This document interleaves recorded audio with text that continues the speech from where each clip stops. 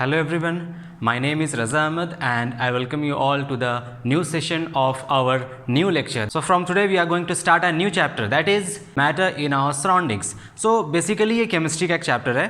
तो 9th class में आपका पूरा साइंस 3 पार्ट्स में डिवाइड हो जाता है, जैसे आपको पता ही है, physics, chemistry and biology. So physics का सेशन तो ऑलरेडी हमारा चल रहा है, केमिस्ट्री का सेशन भी आज से हमारा शुरू हो गया है. तो जिन लोगों ने भी अब तक सब्सक्राइब नहीं किया है चैनल को, तो आप सब्सक्राइब कर रखो, क्योंकि इसके बाद जो भी वीडियोस आएंगे वो रेगुलर बेसिस पे डेली वीडियोस अपलोड हो रहे हैं और बहुत लोगों को वीडियोस नहीं भी मिल सकता है बिकॉज आपने सब्सक्राइब करके नहीं रखा है. तो चलिए शुरू करते हैं आज की क्लास.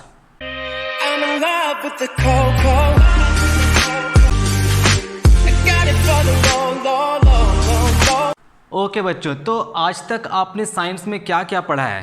आपने जनरल साइंस पढ़ा है, जैसे मैंने ऑलरेडी बताया आपको फिजिक्स के सेशन में. आपने अब तक जो भी पढ़ा है वो ना तो प्योर फिजिक्स है, ना ही प्योर केमिस्ट्री है, ना ही प्योर बायोलॉजी है. आपने सबको एक जनरल साइंस के अंदर पढ़ा है, ठीक है. फिजिक्स, केमिस्ट्री, बायोलॉजी, एवरीथिंग जो भी आपने पढ़ा सब एक टॉपिक के अंदर, एक चैप्टर के अंदर, एक पूरे जनरल साइंस के अंदर आपने पढ़ा है. अब यहाँ से क्लास 9 से आपका मेन जर्नी शुरू हुआ है फिजिक्स और केमिस्ट्री का. तो केमिस्ट्री में ये जो 9th क्लास का केमिस्ट्री है ना, जितने भी चैप्टर्स हैं, 4 चैप्टर्स हैं आपके 9th क्लास केमिस्ट्री में. तो जितने भी चैप्टर्स हैं यहाँ बच्चों, यहाँ चैप्टर्स आपको बस एक बेसिक चैप्टर्स की तरह देखा जाएगा. जैसे आप जब स्कूल में पढ़ने आते हो तो आपको सबसे पहले सिखाया जाता है ABCD, क ख ग घ. तो इसी तरह से हम जब यहाँ केमिस्ट्री पढ़ेंगे तो केमिस्ट्री में हम नीचे शुरू करेंगे, that is your ABC of chemistry.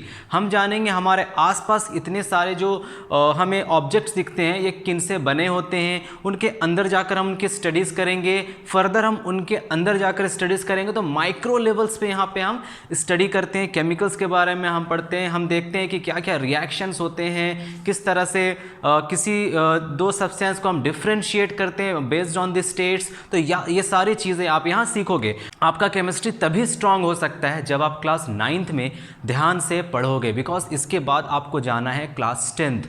मत भूलो, ऐसा नहीं है कि आपको क्लास 10th नहीं जाना है. क्लास 9th खत्म हुआ, अब देखना ये साल बहुत जल्दी ख़त्म हो जाएगा.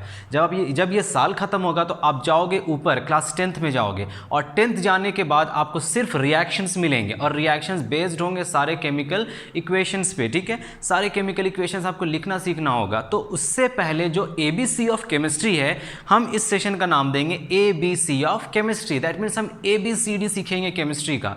मैटर क्या होते हैं, देखो सबसे पहला टॉपिक आपका यहाँ है मैटर इन आवर सराउंडिंग्स. हमारे सराउंडिंग में आसपास हम जो भी देखते हैं वो मैटर है. अब यहाँ पे मैटर क्या होता है, किन किन चीज़ों से बने होते हैं, उनके अंदर जाकर हम स्टडी करेंगे. तो ये सारी चीज़ें आएंगी आपके केमिस्ट्री में यहाँ पे. अब देखो हम अपने आसपास जो भी ऑब्जर्व करते हैं, कुछ भी चीज़, जैसे मेरे आसपास क्या है, ये बोर्ड है, ये डस्टर हो गया, ये मार्कर हो गया, ठीक है, बुक्स हो गए, जितने भी चीज़ें हैं, जैसे मेरे सामने ये कैमरा हो गया. तो हमारे आसपास जितनी भी चीज़ें होते हैं ये सारी चीज़ें किन चीज़ों से बनी होती हैं, ठीक है. ये ऑब्जेक्ट्स जो भी हैं ये किन से बना होता है. तो पहले के लोगों का ये मानना था, जो ग्रीक फिलोसोफर्स थे उनका ये मानना था कि ये सारे चीज़ें 4 बेसिक एलिमेंट से बने होते हैं.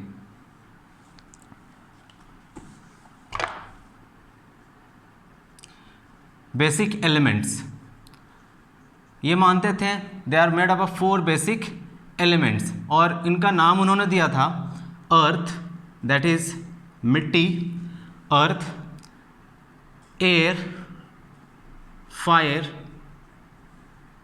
एंड वाटर, दैट इज जल, वायु, आग या अग्नि और धरती, मिट्टी, ठीक है. अकॉर्डिंग टू ग्रीक फिलोसोफर्स जो भी चीज़ हम आसपास अपने देखते हैं, जैसे ये मार्कर, उनका कहना था ये मार्कर इन 4 एलिमेंट्स से मिलकर बने हैं. 4 बेसिक एलिमेंट्स इन्हें कहते थे, ठीक है. और इसी तरह का कुछ कंसेप्ट इंडियन फिलोसोफर्स का था और इंडियन थिंकर्स का था. पहले, बहुत पहले की बात हो रही है. अभी हम अपने मॉडर्न साइंस में भी नहीं आए हैं, हम बात कर रहे हैं बहुत पहले का, जब साइंस डेवलप होना शुरू हुआ, जब साइंस के बारे में लोग जानना शुरू किए, वहाँ डिस्कवरीज होना शुरू हुई थी वहाँ पर. हम उस वक्त का बात कर रहे हैं, ठीक है. तो हम बहुत पीछे भी हैं. तो ग्रीक फिलोसोफर्स के अकॉर्डिंग जितने भी ऑब्जेक्ट्स हमारे आसपास हैं, उन सारे ऑब्जेक्ट्स, वो सारे ऑब्जेक्ट्स 4 बेसिक एलिमेंट से बने हैं, earth, air, fire and water.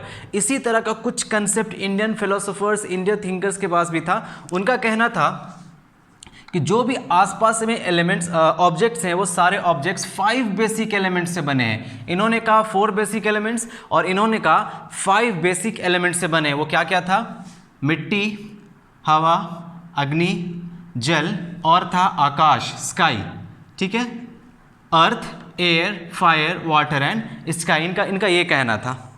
तो जितने भी चीज़ें हैं, लिविंग हो या नॉन लिविंग हो, ठीक है, जीवित हो या निर्जीव हो, सब किन चीज़ों से बने हैं? 5 बेसिक एलिमेंट्स, इनका नाम था। और ये जो होते हैं ना, ये कहते थे पदार्थ, मतलब कुछ भी, मैटर, ये कहते थे मैटर, दैट इज हम इसे बोलेंगे पदार्थ हिंदी में।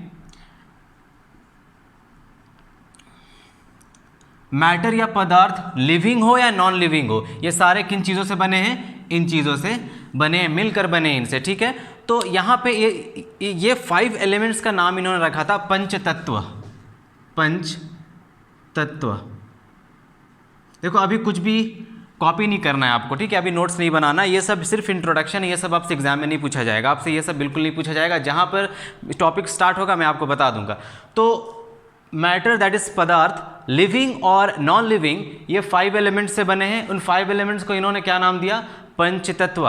इसी तरह जैसे जैसे केमिस्ट्री में डेवलपमेंट शुरू हुए, जैसे जैसे साइंस ग्रो किया, केमिस्ट्री ग्रो किया, डेवलपमेंट्स होना शुरू हुए, तब हमारे साइंटिस्ट ने ये पाया कि ये जितने भी ऑब्जेक्ट्स हमारे आसपास है, जो भी ऑब्जेक्ट्स हम देखते हैं, ये सारे ऑब्जेक्ट स्मॉल स्मॉल पार्टिकल से बने होते हैं। मतलब ये जो मैटर हैं, ये सब क्या है?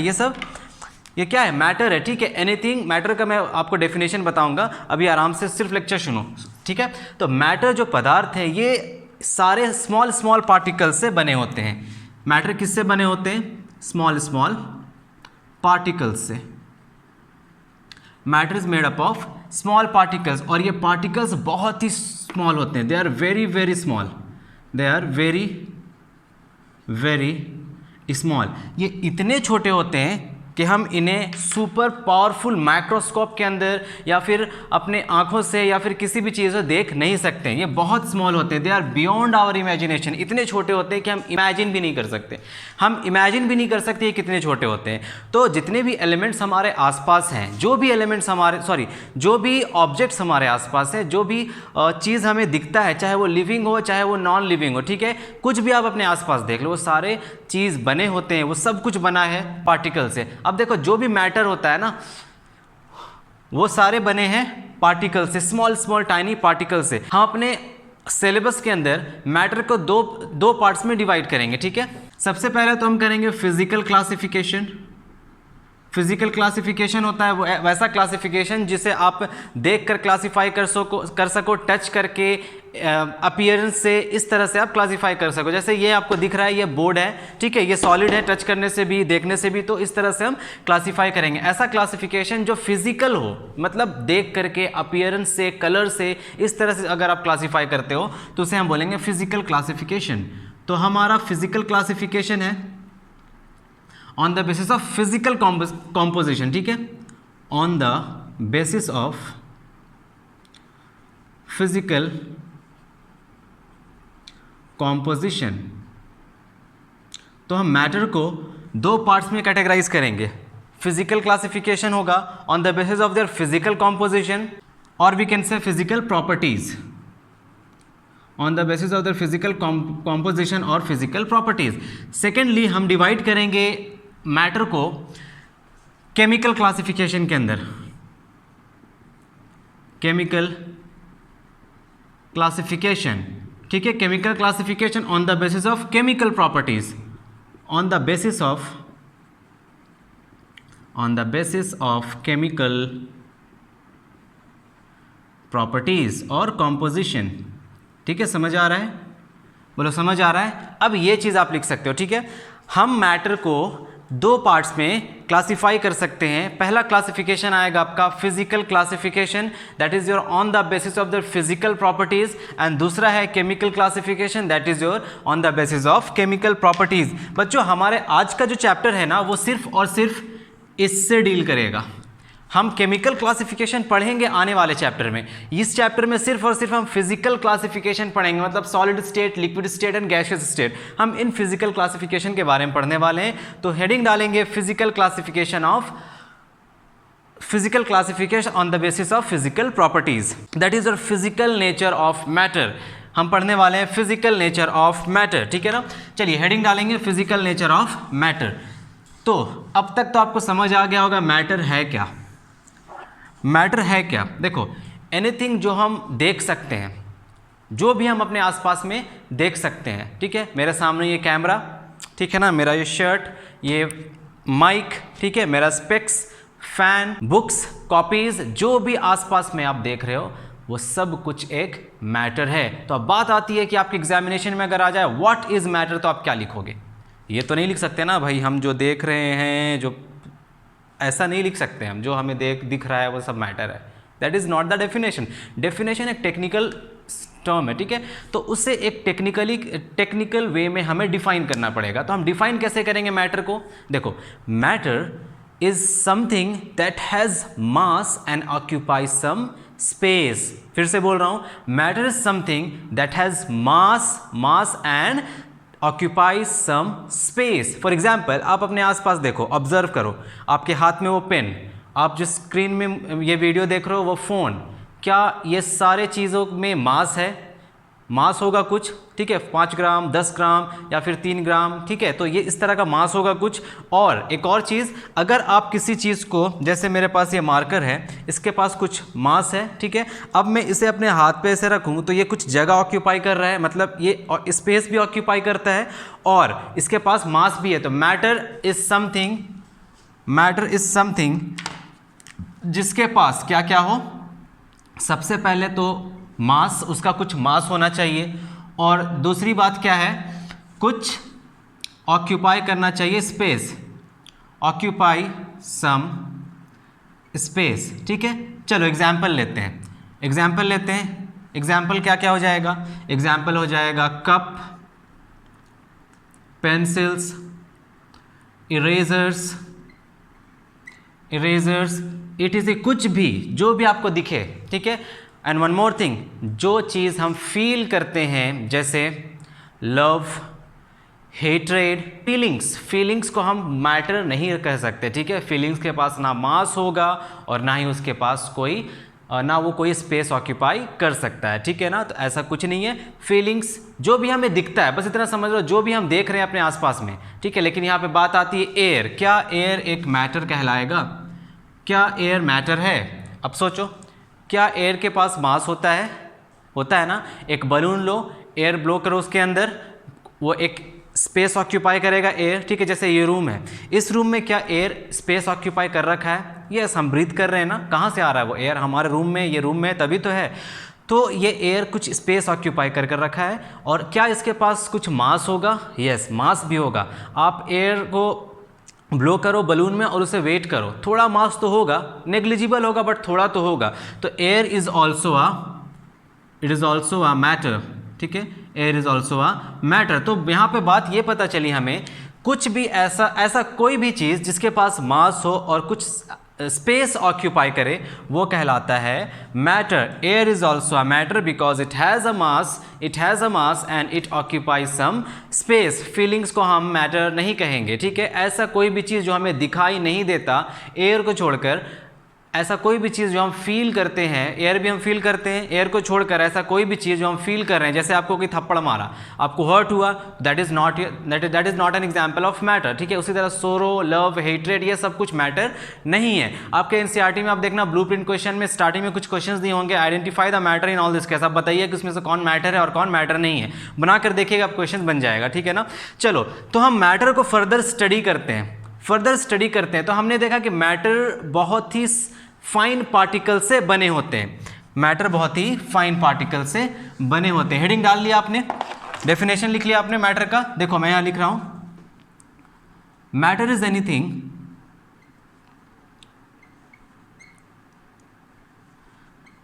That has mass and occupies some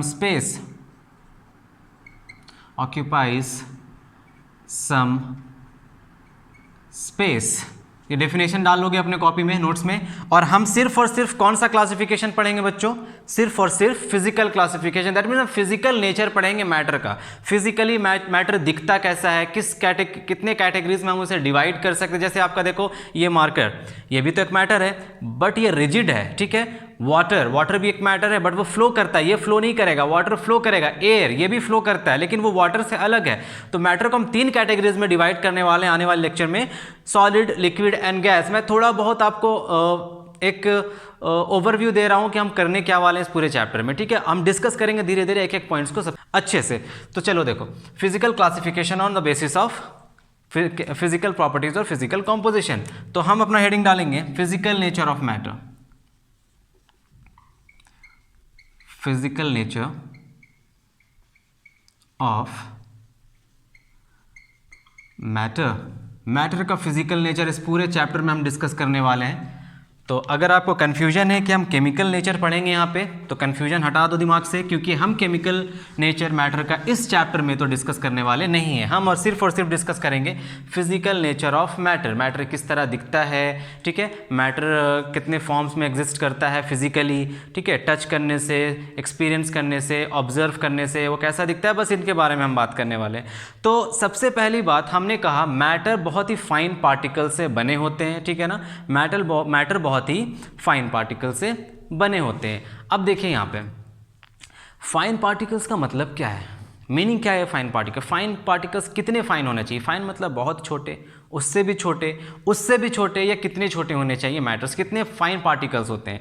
तो इसको एक्सप्लेन करने के लिए मैंने कुछ एक्टिविटी अरेंज किया है, आई होप आपको पसंद आएगा। तो उस एक्टिविटी को अभी हम यहाँ करेंगे और एक एक पॉइंट डिस्कस करेंगे। मैटर कितने स्मॉल पार्टिकल्स के, मैटर में पार्टिकल्स कितने स्मॉल होते हैं और वो पार्टिकल्स मूव करते हैं तो कैसे मूव करते हैं और उनमें कौन कौन सी बातें हैं, सारे कैरेक्टरिस्टिक्स हम डिस्कस करने वाले हैं, ठीक है ना। तो चलिए एक्टिविटी शुरू करते हैं। तो हम यहाँ पे कुछ एक्टिविटी परफॉर्म करने वाले, आप समझने की कोशिश करोगे, ठीक है ना। चलो देखते हैं। तो ये है हमारा, इस ग्लास के अंदर वाटर है। देखो पार्टिकल्स जो होते हैं ना बहुत ही छोटे होते हैं। कोई भी मैटर बना होता है स्मॉल पार्टिकल से, बहुत ही फाइन पार्टिकल से। एक ड्रॉप ऑफ वाटर भी लोगे ना, 0.05 ग्राम का भी अगर वाटर, 0.05 ग्राम का अगर वाटर ड्रॉप आपके पास है, तो उस वाटर ड्रॉप के पास भी, जैसे ये देखो आपके पास अगर ये एक वाटर ड्रॉपलेट है तो इसके अंदर भी मिलियंस ऑफ पार्टिकल्स आपको दिखेंगे, millions of small particles, millions of small particles मिलेंगे, पार्टिकल्स ऑफ वाटर, ठीक है। इस एक छोटे से वाटर ड्रॉपलेट में मिलियंस ऑफ वाटर पार्टिकल्स मिलेंगे आपको, छोटे छोटे, इतने छोटे होते हैं वाटर के पार्टिकल्स या किसी भी मैटर के पार्टिकल्स। तो आइए देखते हैं। इस ग्लास में मैंने पानी लिया है, ग्लास को मैंने भर दिया पानी से, और ये जो आपको सर्कल दिख रहा है स्मॉल सर्कल्स, ये सारे डिनोट करते हैं, रिप्रेजेंट करते हैं पार्टिकल्स ऑफ वाटर, जो कि बहुत ज़्यादा millions and millions of times को मैग्नीफाई करके हम देख रहे हैं इसे। तो ये वाटर पार्टिकल्स हैं। हमने इस वाटर में ऐड किया कुछ शुगर ऐड किया। मेरे पास शुगर नहीं है क्योंकि वो आप देख नहीं पाओगे, डिफ्रेंशिएट नहीं कर पाओगे मिल रही है, घुल रहा है या नहीं घुल रहा है, इसीलिए मैं यहाँ पे एक कलर कॉम्पोनेंट को लूँगा। और यहाँ पे देखिए मैंने ऐड किया शुगर ऐड करने के बाद नीचे ब्लैक सर्कल्स आपको दिखेगा, ये है शुगर क्रिस्टल्स इन वाटर। पानी में हमने शुगर मिला दिया, चीनी मिला दिया। उसके बाद हम इस पानी को घोलेंगे अच्छे से, ठीक है। स्टिर करने के बाद हम देखेंगे जितने भी सारे पार्टिकल्स हैं, शुगर के पार्टिकल्स हैं, वो वाटर पार्टिकल्स के बीच में कहीं आ जाएंगे, ठीक है। इस तरह का आपको फिगर दिखेगा। देखो मैं इसे बड़ा करके बना रहा हूँ। ये है आपके वाटर पार्टिकल्स, छोटा सा वाटर पार्टिकल्स, ये भी है वो छोटा सा वाटर पार्टिकल, मैग्नीफाई करके मैं दिखा रहा हूँ, ठीक है ना। इससे भी बहुत छोटे छोटे होते हैं पार्टिकल्स, और इसके बीच में आ गया ये शुगर पार्टिकल इस तरह से। तो देख रहे हो आप, जो ब्लैक सर्कल्स हैं, ब्लैक डॉट्स रिप्रेजेंट करते हैं शुगर पार्टिकल्स को, और ये ब्लू डॉट्स रिप्रेजेंट करते हैं वाटर पार्टिकल्स को। तो जब हम मिलाते हैं किसी भी चीज़ को तो वो सारे पार्टिकल्स कहाँ चले जाते हैं? वो सारे पार्टिकल्स दो पार्टिकल्स के बीच में जो स्पेस होता है, जो जगह होता है, उस जगह को ऑक्यूपाई कर लेते हैं पूरे मिक्सचर में। क्लियर है? करते हैं। Matter is made up of particles, हम ये बोल सकते हैं ना। तो यहाँ पे आपका पहला चीज़ आप जो लिखोगे वो होगा matter is made up of particles. मैं यहाँ लिख ही देता हूँ first, matter is made up of particles. Matter is made up of small particles, ठीक है। That is matter is particulate in nature. Particulate in nature का मतलब होता है बच्चों, matter is made up of small small particles. Matter is made up of small small particles, यहाँ small छूट गया, लिख लेना। Matter is made up of particles. तो ये था पहला कैरेक्टरिस्टिक। दूसरा कैरेक्टरिस्टिक हमने देखा स्पेसेस होते हैं, एम्प्टी स्पेसेस होते हैं इनके बीच में। अब देखिए हमने एक और चीज़ यहाँ ऑब्जर्व किया था। हमने क्या ऑब्जर्व किया था, जैसे ही हम यहाँ पे हल्दी के पार्टिकल्स जैसे ही हमने यहाँ डाला था, ये इसे पहले तो स्टिर करने की ज़रूरत नहीं पड़ा था ना, बाद में हमने स्टिर किया स्पून लेकर के। पहले क्या हुआ, जब हमने वाटर लिया था यहाँ से, तो जब हमने वाटर लिया था और वाटर के अंदर जब हमने डाला हल्दी डालने पे ये खुद पार्टिकल्स मूव होकर के अपने आप मिक्स हो रहे थे, इन्हें मिक्स करने का ज़रूरत नहीं पड़ रहा था। मतलब हम यहाँ से ये सोच सकते हैं कि पार्टिकल्स ऑफ मैटर खुद मूव करते हैं इन रैंडम डायरेक्शंस एक्टिविटी। और समझते हैं, देखो ये मेरे पास एक क्लीन वाटर है, आपको दिख रहा होगा, कैमरा में दिख रहा है, ये एक क्लीन वाटर है मेरे पास। मैं इसमें कुछ कलर कंपोनेंट डालूंगा, कुछ कलर डालूंगा, और देखना ये पूरा का पूरा स्मॉल अमाउंट ऑफ कलर से ये पूरा का पूरा पानी कलरफुल हो जाएगा। ठीक है, देखिए मेरे पास कोई कलर कंपोनेंट था नहीं तो मैंने हल्दी ले लिया है। तो आप भी ये एक्सपेरिमेंट कर सकते हो अपने घर पे हल्दी के साथ। देखना कहीं मम्मी ना देख ले, नहीं तो बहुत पिटाई होगा। और मैं भी यहाँ छिप करके चुरा करके लाया हूँ हल्दी को, तो अगर आपकी मम्मी देख लेगी तो फिर आपकी खैर नहीं। इसीलिए आप भी समझ रहे हो ना मम्मियों की कहानी, हल्दी कुछ नहीं होना चाहिए। चलो देखो, तो ये हल्दी मैंने अपने किचन से चुराया है, क्योंकि और आपको भी यही करना होगा, अगर एक्सपेरिमेंट करना है तो कहीं छिप कर करो, घर पे नहीं, बहुत पिटाई पड़ेगा। चलिए देखिए, तो मैंने क्या किया, मैंने 1 टेबल स्पून हल्दी लिया। देखो मैंने 1 टेबल स्पून हल्दी लिया। इस क्लीन वाटर में इस हल्दी को डालूंगा। देखोगे, ध्यान से देखोगे, क्लीन वाटर है, देखना पार्टिकल्स, ये हल्दी भी बहुत मैटर है, ठीक है, ये फाइन पार्टिकल्स से बना है, इसमें भी कुछ पार्टिकल्स हैं, इसमें भी कुछ पार्टिकल्स हैं। तो जैसे ही मैंने इसे डाला, देखो अपने आप ये मिक्स हो रहा है, दिख रहा है, देख रहे हो नीचे, अपने आप ये मिक्स हो रहा है, अपने आप दिख रहा है ना। सारे पार्टिकल्स ब्रेक होकर के धीरे धीरे मिक्स होते जा रहे हैं, धीरे धीरे मिक्स, जैसा कि आपको दिख रहा है, देखिए धीरे धीरे अपने आप ये मिक्स होते जा रहे हैं, दिख रहा है, देखो धीरे धीरे मिक्स होकर के। अब हमने क्या किया, इसे अब हम क्या करते हैं, इसे हल्का हल्का स्टिर करते हैं। हमने ऐड किया कुछ कलर कंपोनेंट और उसके बाद हम ये स्टिर करते हैं। स्टिर करने से देखना सारा घुल जाएगा। ये हमने कर दिया स्टिर। अब हम जब स्टिर करते हैं तो ये पार्टिकल्स, हल्दी के पार्टिकल्स कहाँ गए?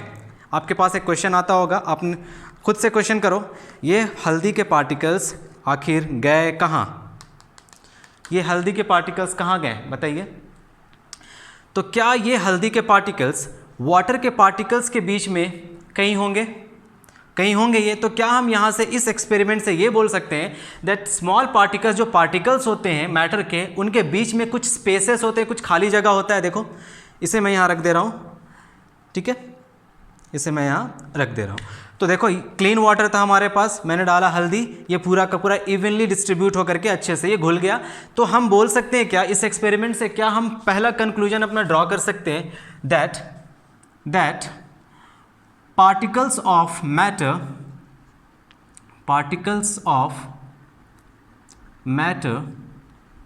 have spaces between them। क्या हम ये बोल सकते हैं ये सारे के सारे हल्दी पार्टिकल्स कहाँ गए?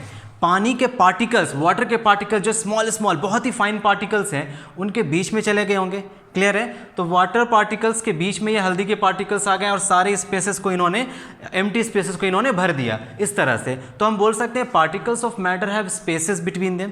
क्लियर है? Particles of matter keeps on moving continuously, मतलब मैटर के पार्टिकल्स हमेशा आपस में मूव करते रहते हैं, ठीक है, और मूव करेंगे तो इनके अंदर होगा काइनेटिक एनर्जी। बच्चों काइनेटिक एनर्जी एक टर्म है, मैं आपको बता रहा हूँ, समझाता हूँ। काइनेटिक एनर्जी एक ऐसा एनर्जी होता है किसी भी ऑब्जेक्ट के पास जो मोशन के कारण होता है। जैसे अगर मैं मोशन करूं तो मेरे अंदर भी एक काइनेटिक एनर्जी डेवलप हो जाएगा, आप मोशन करो तो आपके अंदर भी एक काइनेटिक एनर्जी डेवलप हो जाएगा। तो पार्टिकल्स ऑफ मैटर भी तो मोशन कर रहे थे ना, हमने देखा था पानी के अंदर हमने डाला हल्दी, तो वो हल्दी अपने आप मूव कर रहा था, उसे घोलने की जरूरत नहीं पड़ा स्टार्टिंग में, उसे बाद में हमने घोला, ठीक है, अच्छे से इवनली स्प्रेड करने के लिए हमने बाद में घोला था। तो पहले जब हमने डाला था हल्दी तो वो अपने आप स्प्रेड हो रहे थे, देखा था आपने नीचे में अपने आप स्प्रेड हो रहे थे। तो हम बोल सकते हैं particles of matter are continuously moving. तो हम ये पॉइंट भी यहाँ लिख ले क्या, पार्टिकल्स ऑफ मैटर आर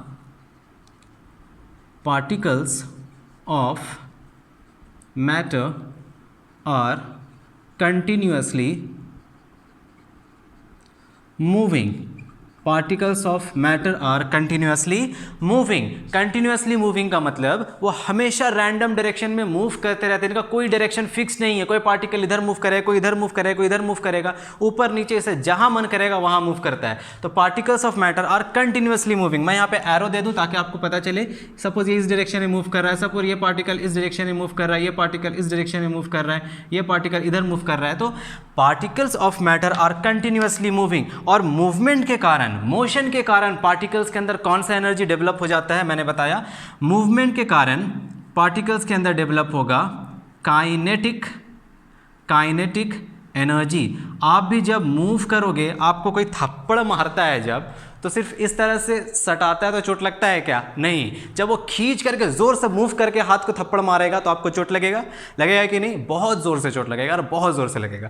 तो क्यों ऐसा होता है, चोट क्यों लगता है, बिकॉज आपके हाथ में एक एनर्जी आता है। जब आप हल्का सा टच करोगे तो आपको चोट नहीं लगेगा, जब जोर से हैंड को मूव करके मारोगे, किसी को चाटा तो आवाज़ करेगा, बहुत जोर से आवाज़ करेगा, और मज़ा भी बहुत आएगा। मार कर देखना किसी को, ठीक है, बाद में मार खा भी लेना, क्योंकि वो है ना इक्वल एंड अपोजिट रिएक्शन वाला, न्यूटन का third law, every action has an equal and opposite reaction. तो आप मार भी खा लोगे, आपको समझ आ जाएगा कितना एनर्जी होता है उस हाथ में,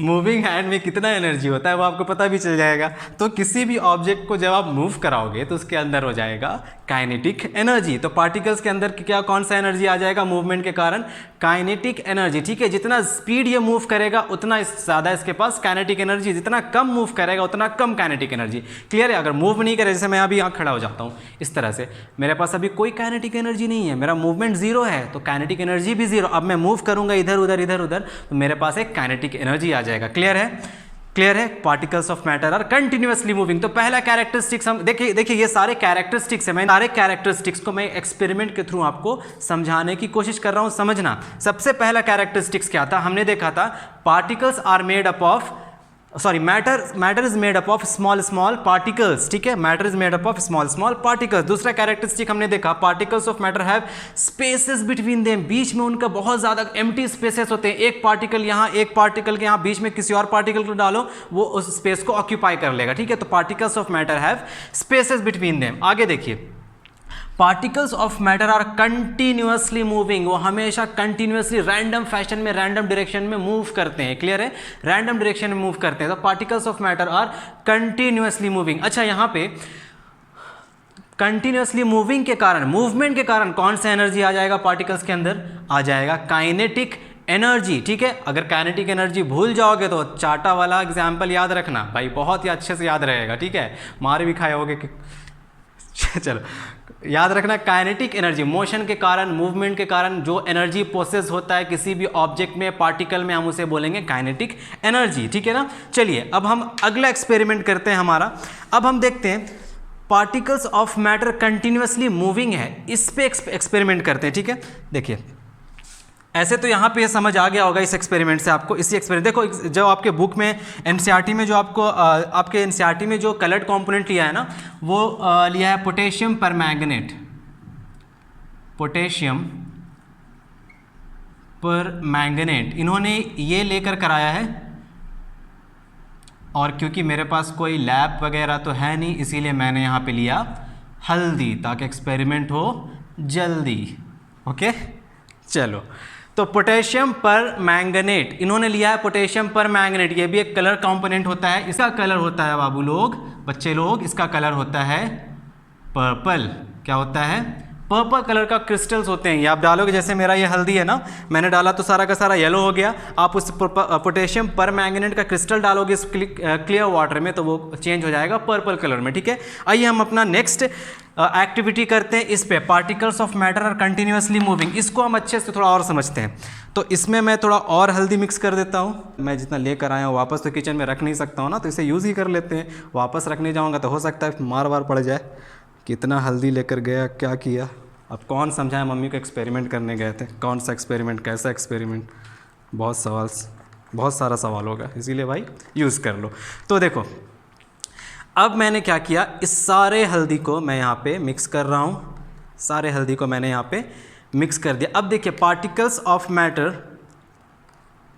कंटिन्यूसली मूविंग, यहाँ पे आपको दो चीज़ों का प्रूफ मिलेगा, कंटिन्यूसली मूविंग का भी, और पार्टिकल्स इवनली कितने छोटे होते हैं पार्टिकल्स, वो ब्रेक होते रहते हैं। पार्टिकल्स कितने छोटे छोटे पार्टिकल्स में ब्रेक हो सकते हैं, इसका भी प्रूफ आपको मिलेगा। देखो अब मेरे पास देखो ये दोनों क्लियर वाटर है ना, अब मैं इन दोनों क्लियर वाटर में स्मॉल स्मॉल अमाउंट ऑफ ये कलर्ड वाटर डालूंगा। अब देखना जब मैं डालूंगा कलर्ड वाटर तो ये पूरा का पूरा वाटर कलर हो जाएगा। देखना ज़्यादा नहीं, मैं सिर्फ 3 स्पून डालूंगा इसके अंदर, मैं हल्दी नहीं डाल रहा हूँ। अब ये पूरा पानी कलर हो जाएगा, बिकॉज ये इसके पार्टिकल्स, इस कलर्ड वाटर के पार्टिकल्स इस क्लियर वाटर के पार्टिकल्स के बीच जाकर के एम्प्टी स्पेसेस में अपना अपना जगह बना लेगा। ठीक है, देखो तो मैं डालता हूँ, ये रहा मेरा फर्स्ट स्पून। देखो कलर हो गया ना, कैसे हुआ, हमने तो मिक्स नहीं किया, हमने क्या किया, सिर्फ हमने डाल दिया 1 चम्मच। तो जितने भी एम्प्टी स्पेसेस होंगे इस क्लियर वाटर में, ये कलर्ड कंपोनेंट उन एम्प्टी स्पेसेस को भर देगा और ये कलर हो गया। मैं और डाल रहा हूँ यहाँ पे, ये हो गया 2 स्पून्स और ये हो गया